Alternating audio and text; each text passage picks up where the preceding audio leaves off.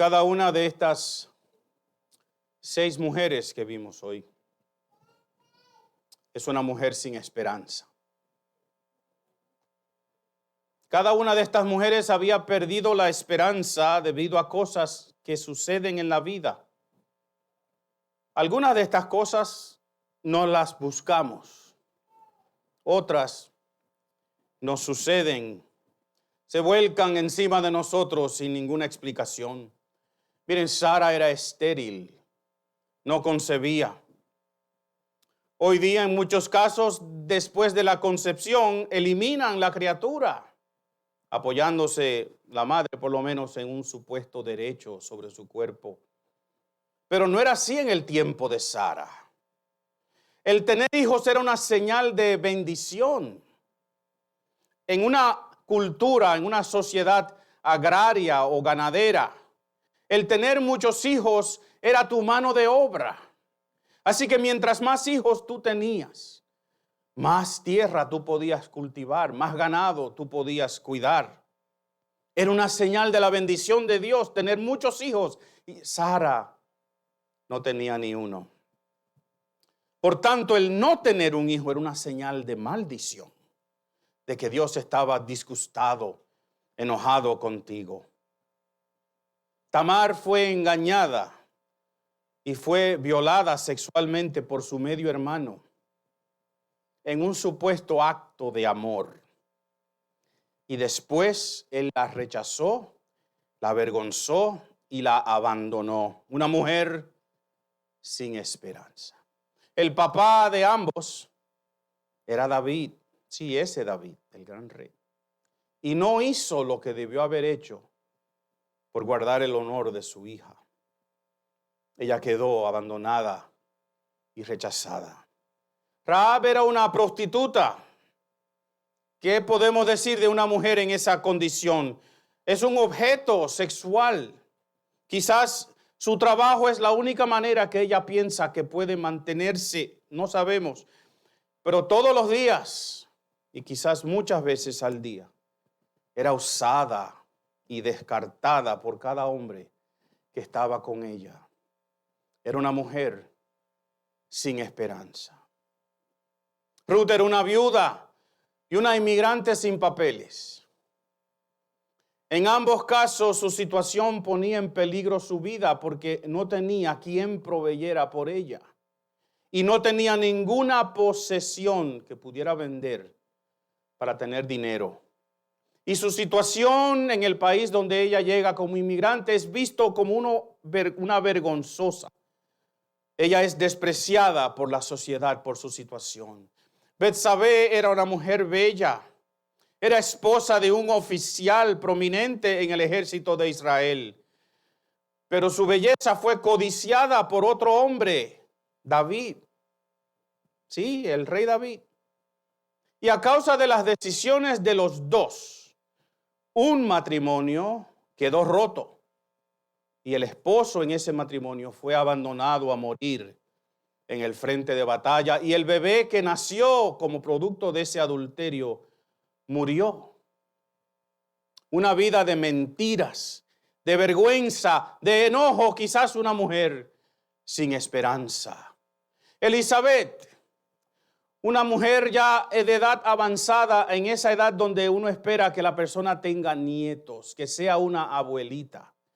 Pero ella no tiene nietos, porque ella nunca ha tenido hijos. Igual que Sara es estéril. Qué vergüenza, qué tristeza. Y María, una jovencita, Galilea, de un pueblito inconsecuente, en una región despreciada en Israel.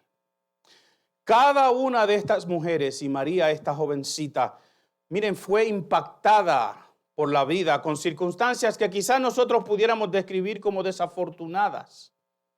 Y todas, en un momento dado, todas estas mujeres quedaron sin esperanza. Y uno se pregunta, ¿cuáles fueron algunas de estas circunstancias? Pues miren, a veces la vida parece que te golpea fuertemente, ¿verdad que sí?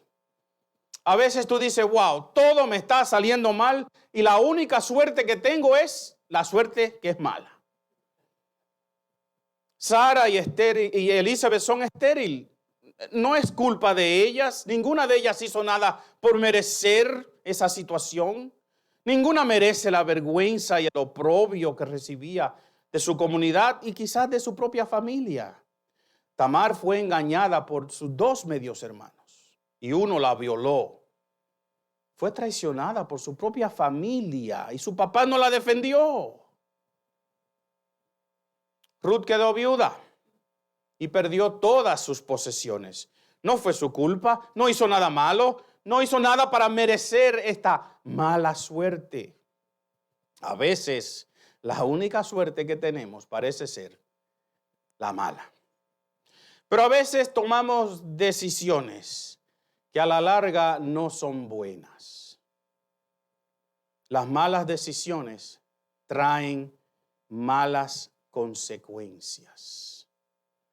Miren, Betsabé decidió acceder a los avances sexuales de un hombre que era casado y cometió adulterio con él mientras el esposo de ella estaba en la guerra. A veces nosotros tratamos de ajustar esta situación a la cultura y decimos que ella no podía hacer nada al respecto, porque él era el rey y los deseos del rey no se pueden rechazar. Can you change it, Dave? Pero eso no es verdad. Fue una decisión que ella tomó. Una decisión que ambos tomaron de pecar. Ella pudo haber decidido no hacer lo que hizo. Y como consecuencia de esa decisión, tuvo un hijo, pero murió. Y Betsabé sufrió mucho por su decisión. Sus hijos que tuvo luego con David y los otros hijos que David tenían, pelearon entre sí como uno esperaría, ¿verdad? Y ellos terminaron dividiendo y rompiendo el reino de Israel. A veces las malas decisiones nos traen malas consecuencias. Rahab era una prostituta. En un momento dado ella tomó la decisión de hacer su oficio. Quizás era viuda porque la Biblia no menciona un esposo. Y quizás ella pensó que eso era lo único que podía hacer para sobrevivir. Pero el relato bíblico indica que ella tenía una mamá y un papá vivos. Y que tenía hermanos y hermanas. Entonces, ¿sería vender su cuerpo la única opción que tenía? ¿O fue una decisión de ella? A veces es simplemente que tú naces en un sitio y vives en un sitio y ahí te toca lo que te toca. Y hay un refrán que dice que el que nace para martillo, del cielo le caen los clavos. Y María es una jovencita de un pueblito chiquito en una región al norte de Israel que es despreciada por el resto del país. Es más, había un refrán en ese tiempo que decía, ¿y de Nazaret puede salir algo bueno? María estaba comprometida a casarse con un carpintero. No hay nada malo en ser carpintero, pero es en aquel entonces un oficio humilde, pobre. No tenía el prestigio de aquellos que estudiaban la ley o estudiaban alguna otra carrera donde tenían que ir a la escuela. Y María era como miles y miles de muchachas judías de pequeños pueblos, casada a una temprana edad, 12 o 13 años, para ser ama de casa y para criar muchos hijos. Mientras más hijos, mejor. Y lo más probable, moriría joven por lo duro de la vida y por todos esos partos. Y miren, piensen algo más conmigo. Toda muchacha judía de edad para casarse soñaba con ser la madre del Mesías, pero María no tenía esa esperanza, porque María no era de Belén, de Judea.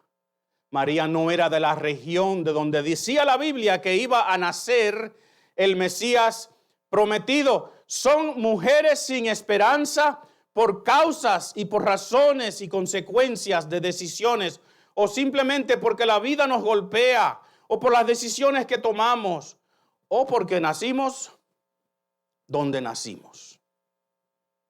Y miren, todas estas mujeres tienen algo en común, y es que no tienen esperanza.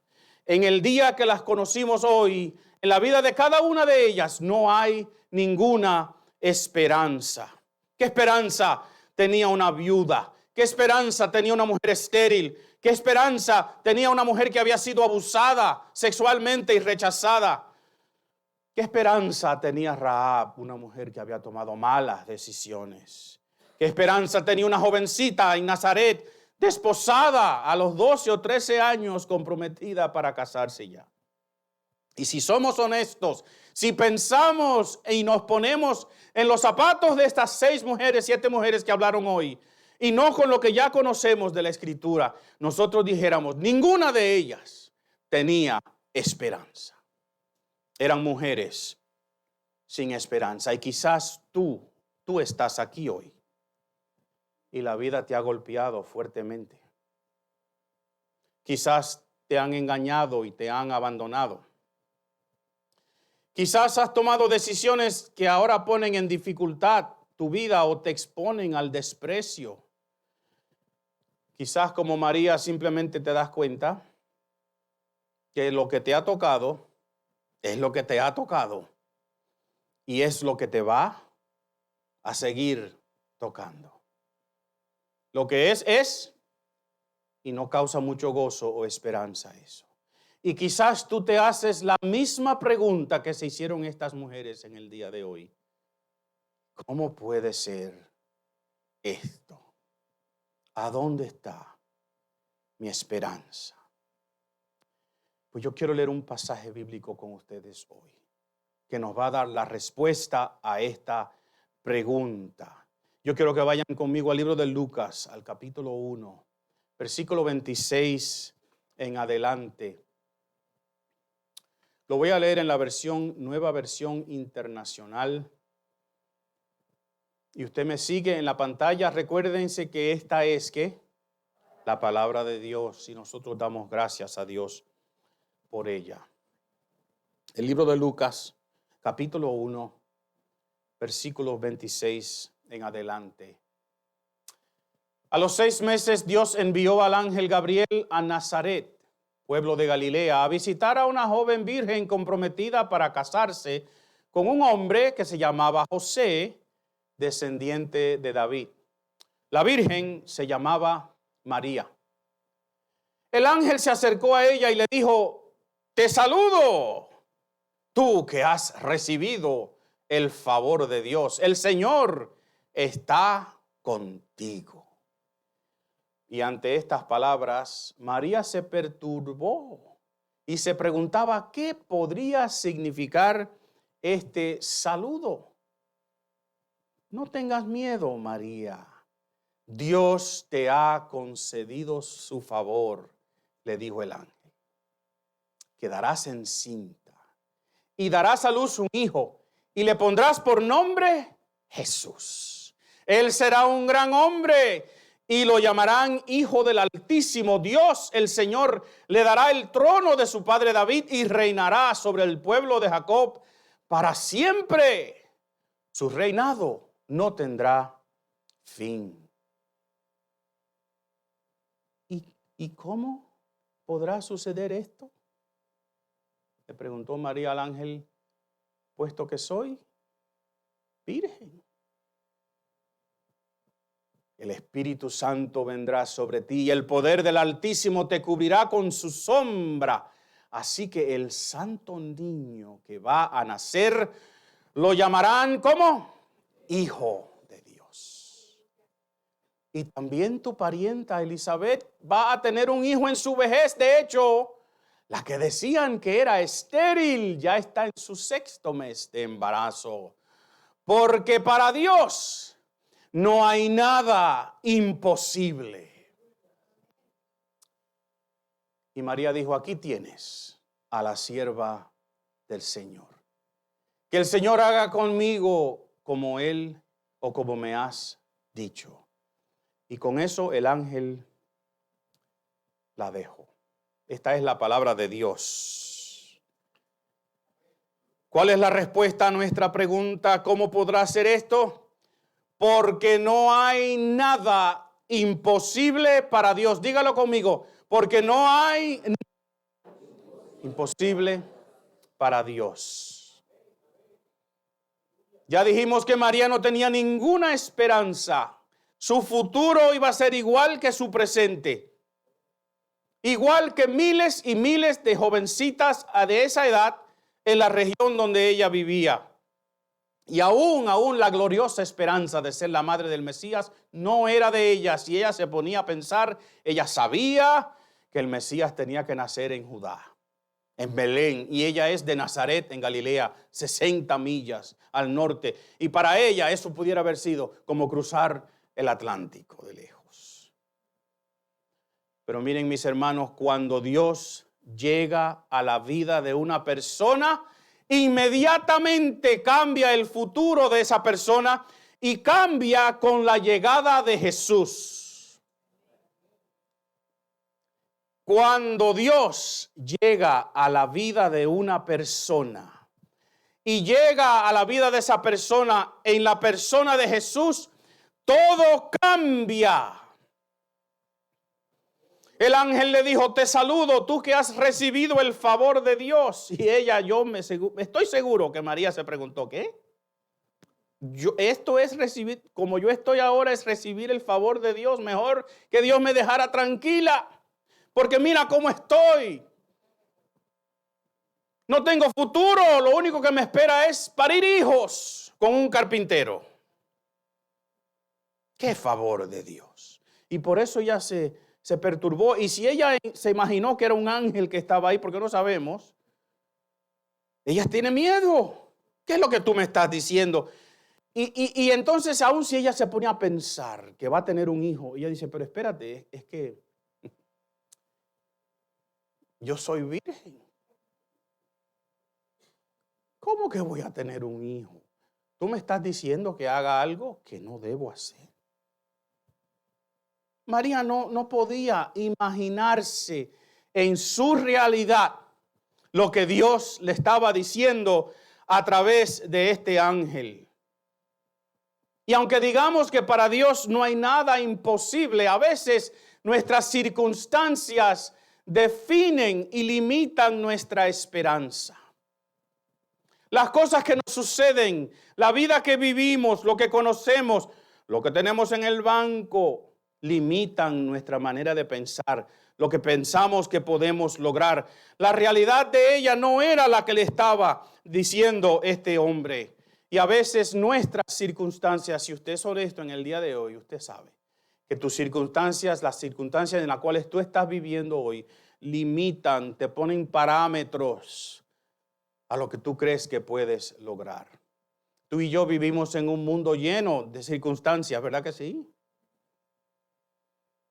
Cada uno de nosotros tiene una historia específica, una serie de cosas que nos suceden y a veces pensamos que nada ni nadie puede cambiar eso. Y en términos humanos es verdad. Nuestro futuro está circuncidado por nuestras circunstancias. Nuestras expectativas, nuestras posibilidades, nuestros logros están suscritos a nuestras circunstancias. Quizás para algunos de nosotros nuestra esperanza está sometida a nuestra cuenta de banco o a nuestra salud o a nuestra situación del día de hoy. Y para nosotros es imposible cambiar esa realidad. Pero dígalo conmigo, para Dios no hay nada imposible. Para Dios no hay nada imposible. Para cada una de estas mujeres que vimos hoy, con su tristeza, su frustración, su vergüenza, su rechazo, cada una de ellas fue cambiada su situación a una esperanza gloriosa. Y por eso como iglesia nosotros estamos celebrando el Adviento, haciendo esta ceremonia de velas. Aquí al frente prendimos la primera, la vela de la esperanza. ¿Por qué? Porque Jesús es nuestra esperanza. Diga conmigo, Jesús es nuestra esperanza. Cuando hablamos del Adviento, cuando estamos diciendo que algo viene, lo que estamos diciendo es que viene Jesús. Y cuando Jesús llega a la vida de alguien, todo cambia. Miren, Sara tuvo un hijo. Y de ese hijo, quien ella nombró Isaac, recuerden, Sara la estéril, ¿verdad? Y avanzadita de edad. De ese hijo viene la descendencia del Mesías. Viene la descendencia de Jesús. Tamar fue vindicada. Su nombre y su honor fue restaurado y su descendencia protegida. Y de esa descendencia viene Jesús. Rahab encontró refugio en el pueblo de Israel. Fue la madre de Booz, quien se casó con Ruth y era la tatarabuela de David. Así que desde la descendencia de Rahab, la ramera, viene Jesús. Ruth fue rescatada de su situación de pobreza, de su vergüenza, de su soledad, de su viudez. Ella fue la bisabuela de David. Y de esa descendencia viene ¿quién? Jesús. Betsabé fue la madre de Salomón, de aquel rey de Israel que construyó el templo y expandió el reino a sus fronteras más grandes. Pero más importante que eso, de la descendencia de Betsabé viene ¿quién? Jesús. Elizabeth tuvo un hijo y ese hijo era primo de Jesús y tuvo el privilegio de anunciar la llegada del Mesías. Y María, finalmente, una jovencita de Galilea, miren, se casó con un hombre carpintero, ¿verdad que sí? Que no prometía mucho más que 2 o 3 clavos. Por lo menos iban a tener una buena mesa, un buen set de silla, ¿verdad que sí? Aunque a veces, como es que dice el refrán, en casa de herrero no hay...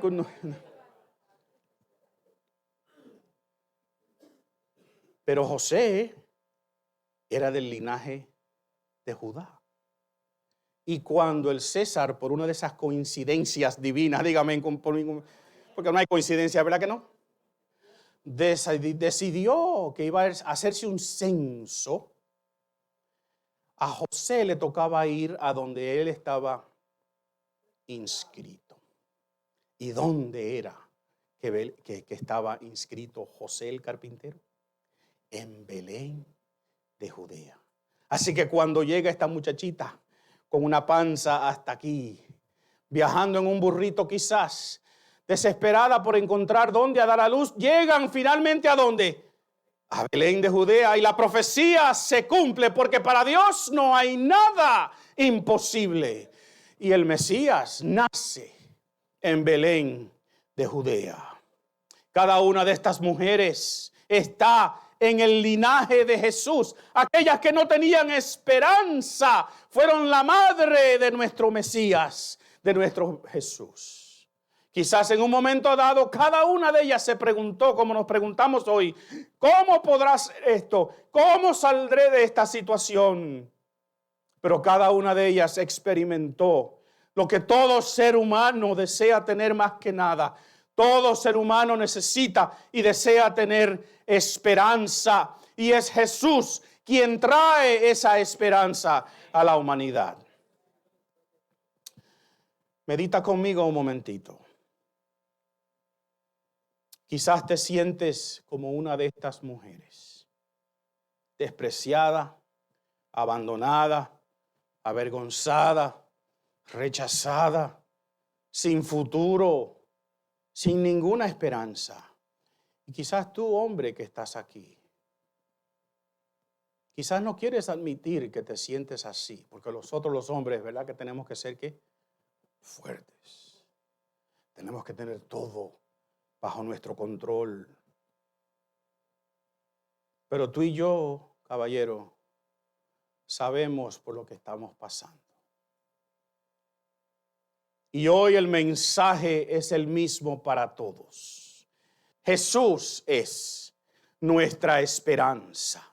Jesús es nuestra esperanza como protector, como sustentador. Jesús es nuestra esperanza como el modelo, la guía que nosotros necesitamos para vivir nuestra vida. Jesús es nuestra esperanza como Señor, aquel que tiene todo, diga todo conmigo, todo en sus manos. Nada se le escapa a Jesús. Y más importantemente, Jesús es nuestra esperanza de salvación. Nuestra esperanza de vida eterna, nuestra esperanza de que algún día estaremos en la presencia de nuestro Dios, porque hay un solo mediador entre Dios y el ser humano. ¿Y es quién? Jesús, el que nació en Belén de Judea. Jesús es nuestra esperanza. Y por eso prendemos la primera vela del Adviento. Simbólicamente la vela de la esperanza. Porque el mensaje del Adviento es esperanza. Y esa esperanza es Jesús. Dobla tu cabeza conmigo, vamos a orar.